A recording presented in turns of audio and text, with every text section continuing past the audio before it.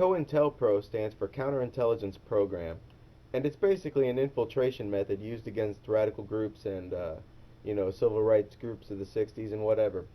Many of us know about their manipulation, the federal manipulation of groups like the Ku Klux Klan, but many of us are unaware of COINTELPRO in regards to the internet. Well, here's just a few articles. Exhibit A is Hal Turner. This guy gets arrested for making threats against a judge, and then it turns out that he was an FBI provocateur, and he's basically paid by the FBI to spew hate on the internet.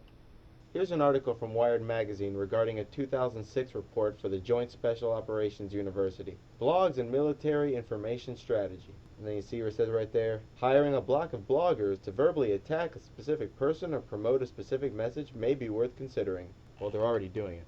Blogs are CENTCOM's new target, and here's one from the Department of Defense's own website. CENTCOM team engages bloggers. And here's the Israeli government admitting to doing the same. That commentator on your blog may actually be working for the Israeli government.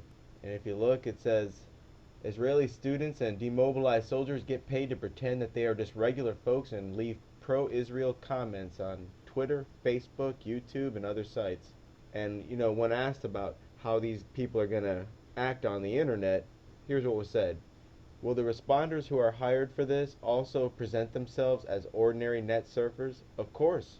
Our people will not say, hello, I am from the Policy Explanation Department of the Israeli Foreign Ministry, and I want to tell you the following, and their mission, monitoring, and fostering discussions. But this article on Infowars.com pretty much sums it up best. So while you're wasting your time arguing the finer points of the collapse of Building 7, or the quagmire in Iraq with someone who seems unable to grasp the basic principles, your foe could well be sat behind a plush U.S. government desk in a uniform. Their mission statement is simple.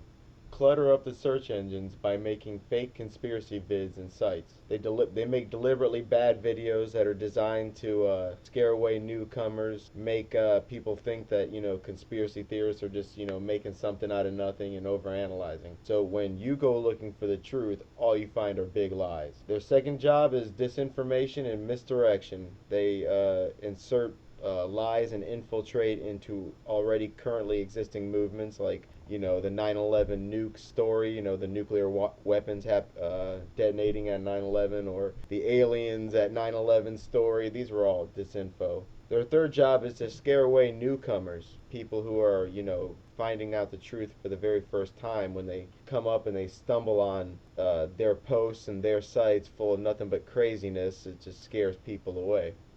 They pose as conspiracy theorists and they curse a lot while they're conspiracy theorists, or at least posing as them.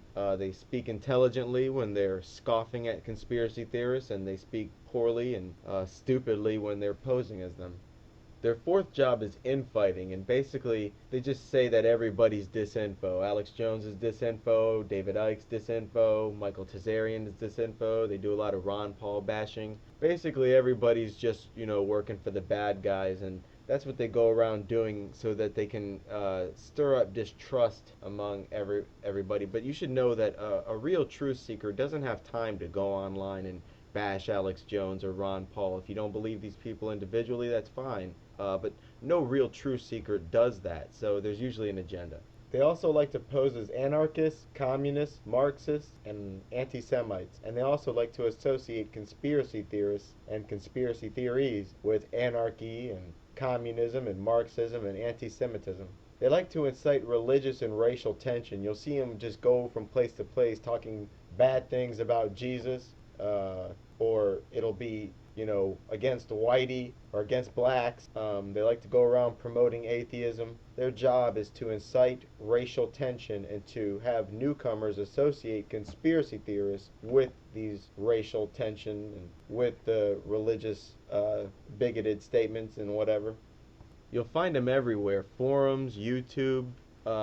Their job is just basically to create tensions and stupid petty fights. They go around voting down good videos and voting up bad videos. You see them a lot, like especially LiveLink, where you'll post a video, and if it has something to do with conspiracy theories, within 24 hours you'll have 5 or 6 scoffers show up, and then after that, it's just, crickets and tumbleweeds. There's no posts after that, as if there's a group of people who are out there just checking to make sure the very newest videos, and posting a little bit on each and then just moving on. So you could tell that there's an agenda there, because you would think that the scoffers would show up once a month, once every 2 months, but no, they show up within hours, and then the video could be there 18 months later and not a single comment. And in places like dig.com, they'll actually call themselves COINTELPRO agent. And if you look at the kind of stuff they post, it's pretty typical of what you'd expect. They pretty much just go looking for anything having to do with Israel, 9/11, Ron Paul, and bash us. They like to keep video makers and websites busy with nonsense. And one of their favorite things is to call for violence. Only the feds think to do it, and only the feds get away with it. Because if anybody else calls for violence on the internet, you're going to have goonballs at your door. So when you see someone who's calling for violence, usually that's one of them. Here's some tips. If somebody's making comments that are a little too ignorant, don't respond. Don't indulge these guys. These guys' job is to waste your time and to keep you misled, misdirected, and busy. Don't let it work. Don't make a threat on the internet. Do not make threats. And do not make contact with people who do. Here's some general tips to protect yourself. Passwords. Passwords should be always greater than or equal to 8 characters, including 1 number, 1 lowercase, and 1 uppercase letter. The numbers should not be associated with your age or date of birth. The words should not be a word at all, or a name. Instead, use sentences. Like, for example, the first letter of a sentence, maybe from your favorite movie, your favorite song. Like, for example, say your favorite song was Civil War from Guns N' Roses. One of the sentences is, I don't need your Civil War. Now, IDNYCW. That's the first letter from each word in the sentence. Followed up by the year the song came out. It's a good password. Encryption.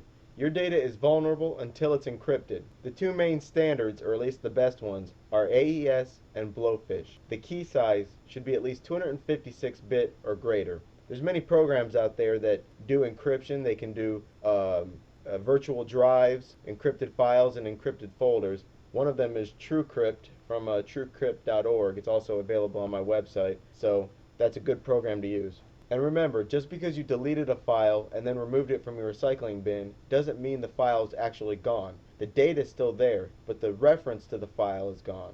You need a file shredding program, and there's many out there.